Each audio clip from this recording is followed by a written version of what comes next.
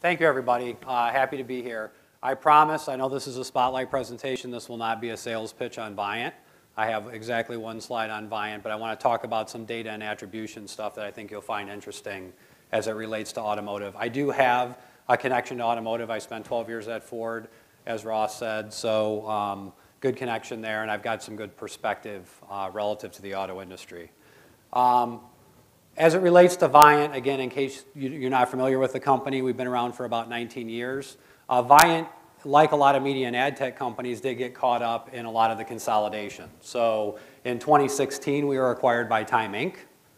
And if you follow the news, Time Inc. in January was acquired by Meredith. So a lot of movement there. What's good for us, this is a big media company, a big media platform. It gives us more access and exposure. Our platform is a Viant Advertising Cloud. It's a cloud-based ad tech platform anchored on deterministic data. And there's 3 platforms: an identity-based DMP, a self-serve programmatic DSP, and a data analytics platform for attribution and measurement. And I'm going to spend my time today talking about the measurement side. It's interesting because Dean touched on this a lot in terms of path to purchase, digital touch points, online and offline touch points. And I'm going to get into this, and I'm going to use some real data to kind of illustrate what I'm talking about. So if you look at the pressures that automotive marketers are facing today, and again, this was brought up earlier, it was a lot easier 10 or 15 years ago back when I was at Ford. There were fewer customer touch points. There were fewer channels to talk to people. We leveraged TV primarily. And people actually used dealerships to shop. They went to 5 or 6 dealerships before they bought a car. They actually shopped at a dealership. Today, they just buy at a dealership. The marketplace disruption is really the rise of digital. So you look at digital, I know in automotive, TV still dominates, but that's changing. So you look at the hours of consumption, and then you think about all the decisions that were made. I think an earlier speaker talked about 50% of the vehicle decisions are made before the process starts, whether it be make or model. And a lot of the research is done online, so by the time you get to the dealership, you're largely just transacting. What does this mean? It means it's very difficult for the automotive marketers to connect all the touch points. And a lot of these touch points are still offline. When you think about direct mail, you think about dealership visits, out-of-home advertising, television advertising. And we as consumers move freely between online and offline. We don't just stay in one channel. So what do auto marketers really care about? This should be pretty easy. They care about sales. Everybody that's been on stage today, and I can say this from my experience, if you work for an auto company, you're being chinned against how you're doing in sales. You're, of course, building the brand, you're doing a lot of different things, but at the end of the day, it's about sales, okay? The other thing that's very important is dealership visits, because in the United States, you have to purchase a vehicle through a franchise dealer. So driving that traffic and driving that interest to a dealership is very critical. And then there's also other things like impressions, clicks, KPIs, website visits. Those are things that we also measure along with these. But when you think about what drives media spend today, and if you're really honest with yourself, this chart changes. A lot of the focus is on what we can measure. It's on impressions. It's on clicks. I'm still amazed at how many campaigns measure click-through rate. It's on KPIs. It's on site visits. It's all of these digital proxies. When we talked earlier, we agreed sales is really what we're focused on, so why aren't we measuring that?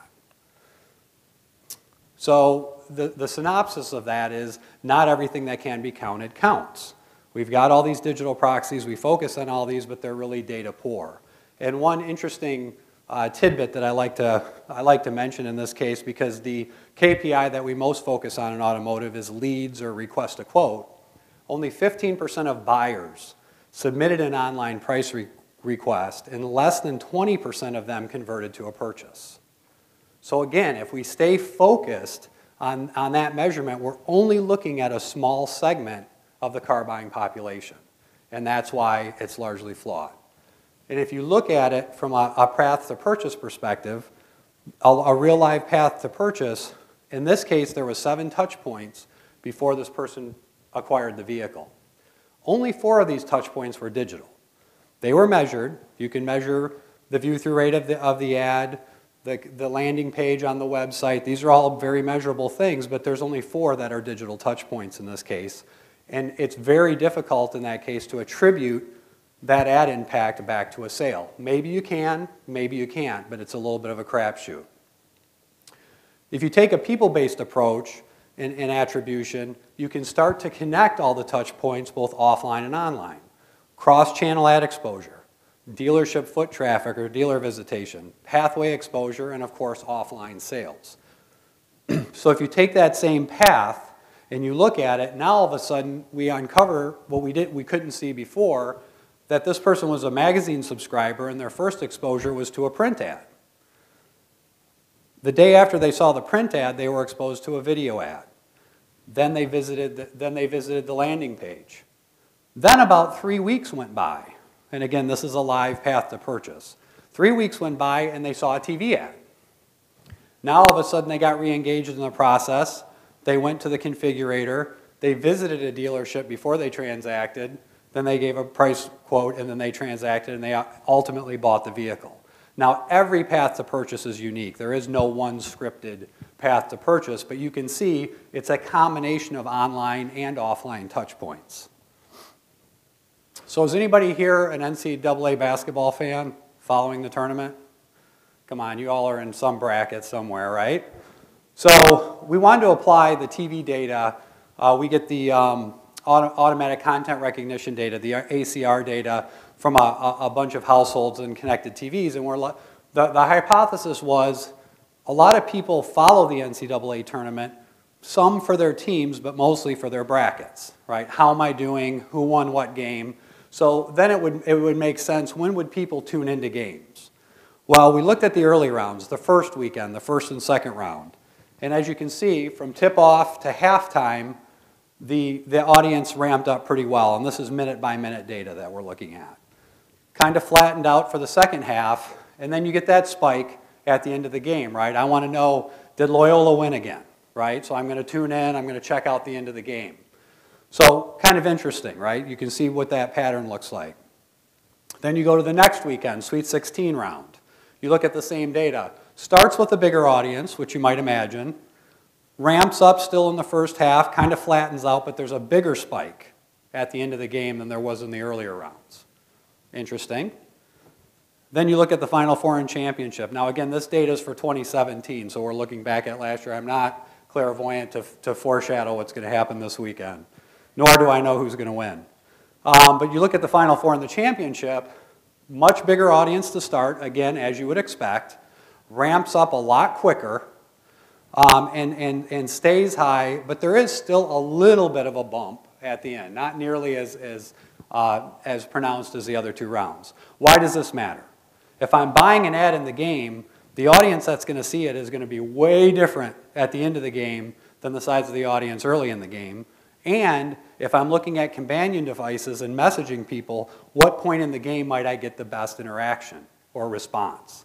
So you start to use that data to help drive media decisions and buying decisions. 2 quick case studies, and then I'm going to get the hook here. So one is we had a major OEM that was looking to shift from regional spot TV to digital video. They found spot TV to be very expensive, hard to acquire, and they wanted to say, how can I use digital video to reach the same audiences? The catch was they wanted to use the same metrics. TRPs, they wanted a minimum TRP level in all 210 DMAs. So this is a case where we're executing, where TV dollars now are migrating to digital video. We can maintain, and did maintain, the TRP metrics in the 210 markets.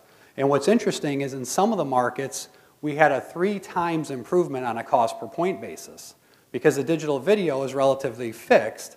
But if you're buying primetime spot TV in Boston or San Francisco versus, say, Omaha, there's quite a variance in pricing. So we were able to smooth that out, which helped on the planning side of it. And then the last one here, this is a typical auto case, right? Market is flat to declining. I want to gain share.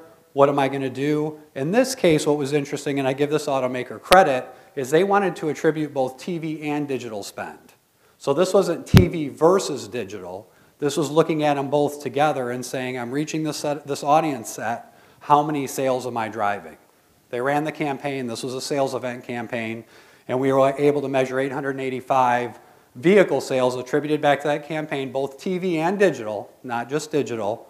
And you can see the dollars and then how we did against the campaign metrics. So a couple of examples of how we can leverage this data, focus on sales and dealer traffic rather than just digital proxies.